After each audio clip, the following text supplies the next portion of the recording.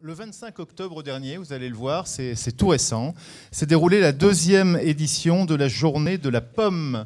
C'est à Douai, dans le Nord. Vous êtes formateur environnement de l'association des jardins familiaux et ouvriers de Douai. Comment vous avez imaginé cette petite journée? Vous allez nous expliquer ce qui s'y passe. Alors c'est une action que nous avons eu l'idée de faire grâce à nos amis belges, puisque c'est une action qui existe déjà en Belgique. C'est pas nous qui l'avons inventée, hein. Et on a repris cette idée pour, disons, rentrer dans le cadre d'un projet d'animation locale qui avait pour but de faire participer les habitants de la ville. Oui. Et puis aussi, c'était dans l'idée aussi de, justement... de profiter des ressources locales, de fait. Travailler sur l'idée de la biodiversité, de la lutte contre le gaspillage. Voilà, il y a beaucoup d'objectifs derrière cette action, notamment la lutte contre le gaspillage, oui, parce qu'on a constaté que beaucoup de gens avaient des pommiers dans leur jardin, et puis souvent laissaient les pommes pourrir par terre. Voilà, ça ne savait pas quoi en faire. On a même parfois constaté que des gens jetaient des sacs poubelles entiers de pommes à la déchetterie. Hein, donc on s'est dit, il y a quand même quelque chose à faire. Sur le territoire du Douaisis, il n'y avait pas d'équivalence de ce type d'action. Et donc vous avez loué à vos amis belges alors ce pressoir, hein, voilà. Cette presse nous a été... kilos quand même, c'est ça 200... Alors la presse, oui, elle pèse entre 200 et 300 kilos. Oui, c'est une presse qui nous a été prêtée, hein, généreusement. Oui. Donc nous avons pu bénéficier de cette presse et donc nous avons mis cette action en place pour la 2e édition, effectivement. Et le but était donc d'offrir la possibilité aux gens de venir presser des pommes gratuitement et donc de repartir avec un jus frais, naturel. Tout ça gratuitement. Voilà. Au lieu de voir ces pommes jetées à la poubelle, comme vous venez de le dire, on les utilise pour faire du jus. Mais qui a le droit de venir? Qui peut en profiter en fait? Alors, cette action est destinée bien sûr à nos adhérents, mais pas seulement, à tout le public, au grand public, aux habitants de Douai et ses environs, à toutes les familles qui souhaitent découvrir comment on fabrique du jus de pomme. Et ça marche beaucoup parce qu'on a beaucoup de familles qui viennent, on peut le voir sur les photos, avec des enfants. Oui, c'est ça. Les gens font eux-mêmes. Hein. Alors, voilà. Et les enfants aussi, ils doivent être ravis, j'imagine. Hein. Effectivement, l'objectif, c'est aussi de faire participer les gens. Hein. C'est pas de faire à leur place, c'est de leur dire voilà comment que ça se passe. On doit d'abord trier, ensuite broyer, ensuite mettre dans la presse et enfin mettre en bouteille. Et c'est vous qui allez participer et donc vous repartirez avec ce que vous avez fabriqué. Alors il faut les consommer vite, hein, les jus de pommes. Ça, alors effectivement, oui, mais c'est bon. La conservation des pommes et des jus est très limitée puisqu'il faut le consommer dans les 3 jours. Hein.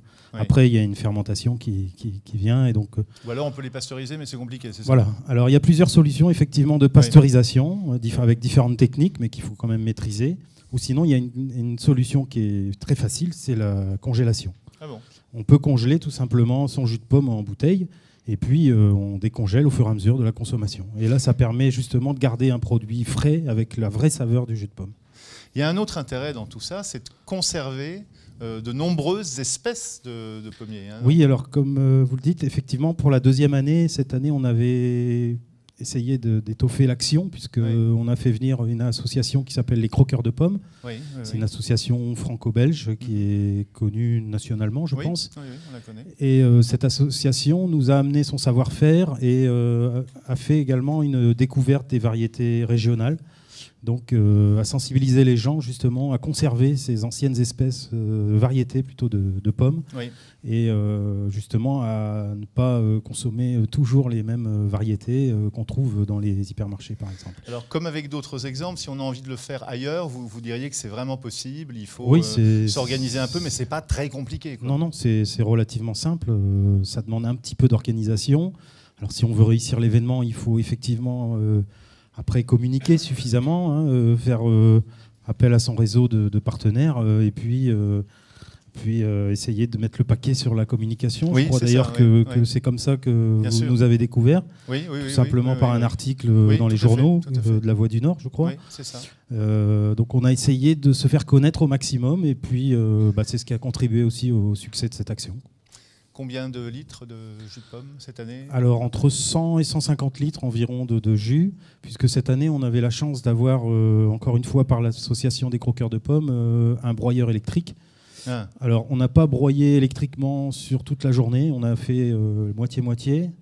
Et lorsqu'on broie électriquement, on a un rendement vraiment qui est supérieur, qui est quasiment le double, puisqu'on a vraiment une bouillie. Et parce qu'il faut broyer dans un premier temps et presser dans un deuxième. Alors la première étape, c'est le tri.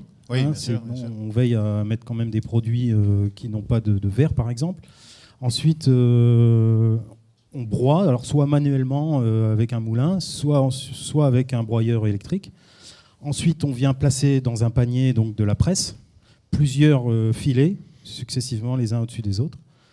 Et ensuite, on effectue la presse. Donc là, c'est un vérin hydraulique qui vient presser jusqu'à 300 bars cette quantité de pommes. Donc on presse à peu près entre 50 et 70 kilos de pommes pressées, de pommes écrasées. De pommes écrasées. Et on obtient environ entre 30 et 40 litres selon le broyage.